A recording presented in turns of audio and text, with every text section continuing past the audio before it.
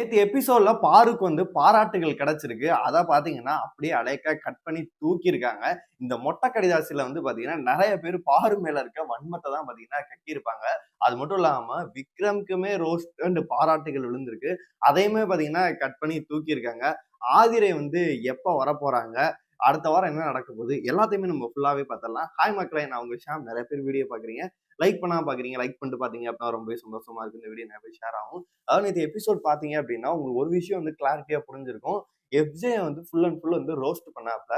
திரும்பி பார்வதி வந்து பார்த்தீங்கன்னா, எந்திரிச்சு வந்து எஃப்ஜேட்ட வந்து நம்ம 2 பேர் சேர்ந்து ஒண்ணு பண்ணலாம். அதாவது நமக்குள்ள இருக்க சண்டைகள் அதெல்லாம் ஓரமா ஒதுக்கி வச்சு நம்ம பண்ணலாம் அப்படின்ற மாரி தான் சொல்ல வந்திருப்பாங்க. அந்த இடத்துல பார்த்தீங்கன்னா, எஃப்ஜே வந்து கட் பண்ணியிருப்பாரு. அங்க 2 பேருக்கும் பார்த்தீங்கன்னா, பிரச்சனைகளும் நடந்திருக்கு. இதையுமே கட் பண்ணிட்டாங்க. அதுக்கப்புறமேட்டு விஜய் சேதுபதி நீங்க நல்லா பார்த்தாலே தெரியும். விஜய் சேதுபதி நின்னுட்டு இருப்பாரு. நின்னுகிட்டு இருக்கும்போதே பார்வதி வந்து அழ ஆரம்பிச்சிருப்பாங்க. இந்த மாரி சாண்ட்ரா ஒரு விஷயத்த போட்டு உடைச்சிருப்பாங்க. இந்த மாரி பார்வதிய பழிவாங்கணுன்றதுக்காண்டி தான் நான் பண்ணேன்னு சொல்லிட்டு எஃப்ஜே சொன்னா, அது சொன்னோனே அழ ஆரம்பிச்சிருப்பாங்க. பக்கத்துல இருந்த எல்லாரும் பார்த்தீங்கன்னா, பார்வதிய வந்து சமாதானப்படுத்தியிருப்பாங்க. அந்த இடத்துல விஜய் சேதுபதியுமே பார்த்தீங்கன்னா, பார்வதி நீங்க நல்லா தான் பண்ணியிருந்தீங்க. உங்க டாஸ்க்க நீங்க சூப்பரா பண்ணியிருந்தீங்க அப்படின்னு சொல்லிட்டு பாராட்டுகள் கிடைச்சிருக்கு. அதுக்கப்புறம் பார்த்தீங்கன்னா, அவங்க அலறதையும் பார்த்தீங்கன்னா சமாதானப்படுத்தியிருக்காரு. இத பார்த்தீங்கன்னா, எபிசோட்ல இருந்து கிடையவே கிடையாது. அலைக்கா கட் பண்ணி தூக்கிட்டாங்க. நம்ம போன சீசனே ஒரு இத நம்ம பார்த்திருந்தோம். ரஞ்சித்ட்ட ஒரு விஷயத்த வந்து விஜய் சேதுபதி புரிய வச்சிருப்பாரு.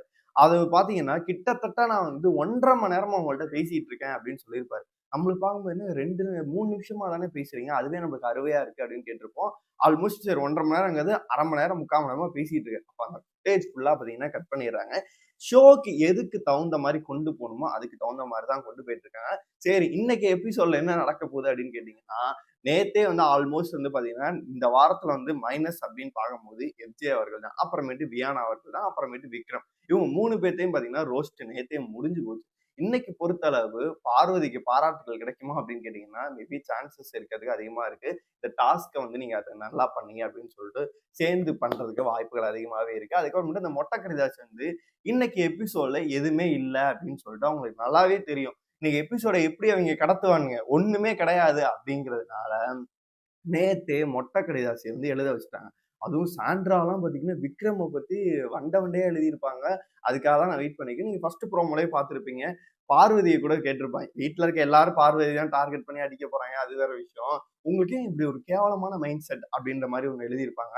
அது மட்டும் இல்லாம பார்த்தீங்கன்னா, நெறைய பேர் வந்து வியானாவையும், எஃப்ஜேயும் டார்கெட் பண்ணி எழுதியிருப்பாங்க. முதல்ல தல டாஸ்க் என்ன அப்படின்னு சொல்லிட்டு அத பத்தி யோசிடா. அப்புறமேட்டு தல தீபாவளி யோசிக்கலாம். நம்ம மனசுல உள்ளதெல்லாம் அப்படியே கக்குறாங்கடா அப்படின்ற மாரி இருக்கு. அந்த மாரி ஒவ்வொருத்தரும் ஒவ்வொருத்தர பத்தி எழுதியிருக்காங்க.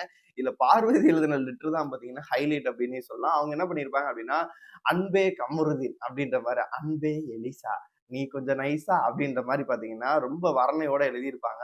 "நீ தாடி எடுத்த பிறகு நல்லா இருக்க. அது மட்டும் இல்லாம, உன் குழந்தைத்தனத்த பார்க்கும்போது இன்னும் உன்னிடம் நெருங்க தோன்றுகிறது" அப்படின்ற மாரி எழுதியிருப்பாங்க. அவருக்கு க்ளோஸ் வைக்கிறாங்க. பார்த்தீங்கன்னா, அவங்களுக்கு டென்ஷன் ஆகுது அப்படின்ற மாரி தான் இருக்கு. பார்வதிக்கு இன்னைக்கு ஒரு குறும்படம் போடப்பட்டதாகவும் நியூஸ் வருது. அது என்ன அப்படின்னு கேட்டீங்கன்னா, அவங்க வந்து நைட்டு பகலா வந்து பார்த்தீங்கன்னா, வேலை செஞ்சிருப்பாங்களா, அதா இருக்கட்டும். அப்புறமேட்டு இந்த டாஸ்க்குக்காக எந்த அளவு மெனக்கெட்டாங்களோ, அவங்க மூட் ஸ்விங் ஆனாங்களா, அதெல்லாம் வச்சு ஒரு வீடியோ வந்து ரெடி பண்ணியிருக்காங்க. ஃபன்னா வந்து ரெடி பண்ணி பார்வதி அவர்களுக்கு ஒரு குறும்படம் போட்டிருக்காங்க. எப்படி வந்து சாண்ட்ராக்கு ஒரு குறும்படம் போட்டு வந்து பிளாஸ்ட் ஆச்சு, அந்த அளவு இருக்கா? இல்ல எந்த மாரி போகுது அப்படின்னு சொல்லிட்டு நம்ம வெயிட் பண்ணி பார்க்கலாம். நம்ம முன்னாடியே சொல்லியிருந்தோம் வந்து ஒரு 1 வீக்குக்கு முன்னாடியே சொல்லியிருந்தோம். இந்த ஆட்டம் வந்து இதே மாரியே போகுது. திவாகர் இருந்த வரைக்கும் ஒரு மாரி போச்சு. திவாகர் போன பிறகு இந்த ஸ்கூல் டாஸ்க்லாம் ஏதோ தலைவன் ஏதோ ஒண்ணு பண்ணி, ஏதோ கான்ட்ரோவர்சி ஏதாச்சும் கிளப்பியிருப்பான். அதுக்கப்புறமேட்டு கன்டென்ட் கொஞ்சம் குறையிற மாரி இருக்கு. இருக்க வரைக்கும் நம்ம எல்லாரும் தான் போட்டு அடிச்சோம். அவரு ஒரே ஒரு ஆள் பார்வதி கூட மட்டும் தான் பார்த்தீங்கன்னா சுத்திட்டு இருந்தாரு. மத்த யாரு கூடயுமே அவர் பேசல, அட்டாச்சும் ஆகவே இல்ல. என்னைய பொறுத்தவரைக்கும் ஸ்கூல் டாஸ்க்ல வந்து அவர் வந்து ஒரு குழந்தையா போட்டிருந்தாங்க அப்படின்னா, வேற மாரி கூட கொண்டு போயிருக்கிறதுக்கு வாய்ப்புகள் அதிகமாவே இருந்துச்சு. ஆனா என்னை பொறுத்தவரைக்கும் பார்த்தீங்கன்னா, அவர வெளியில தூக்கிட்டாங்க. ஓட்டுக்கள் அடிப்படையில அவருக்கு சுத்தமா இல்ல. இப்ப வந்து பார்த்தீங்கன்னா, வயல்ட் கார்டு என்ட்ரி இருக்கும். ஏதாச்சும் ஒரு 3 பேர் வருவாங்க அப்படின்னு சொல்லிட்டு நம்ம முன்னாடியே சொல்லியிருந்தோம். ஆதிரை வர்றதுக்கான வாய்ப்பு தான் ரொம்பவே அதிகமா இருக்கு. ஏன்னா போன வாரம் நீங்க பார்த்திருந்தீங்கன்னாவே தெரிஞ்சிருக்கும். இந்த வியானாக்கும், எஃப்ஜேக்கும் என்ன மாரி ஒரு எடிட்ட போட்டாங்கன்னு சொல்லிட்டு. அதெல்லாம் அழகா பார்க்க வச்சு இந்த வாரம் வந்து பார்த்தீங்கன்னா, வந்து நம்ம ஆதிரை அவர்கள உள்ள இறக்குறாங்க அப்படின்ற நியூஸ் தான் வந்திருக்கு. என்ன நடக்க போகுது? வீட்டுக்குள்ள கலவரங்கள் ஆகப்போதா? அடுத்த வாரம் பார்த்தீங்கன்னா, ஒரு சூப்பரான டாஸ்க் எல்லாம் வரப்போகுது அப்படின்ற நியூஸும் இருக்கு. அந்த டாஸ்க் என்னென்ன? என்ன மாரியான அடுத்த வாரம் நடக்க போகுது? அப்படிங்கிறத அடுத்த வீடியோல ஃபுல்லாவே பார்க்கலாம்.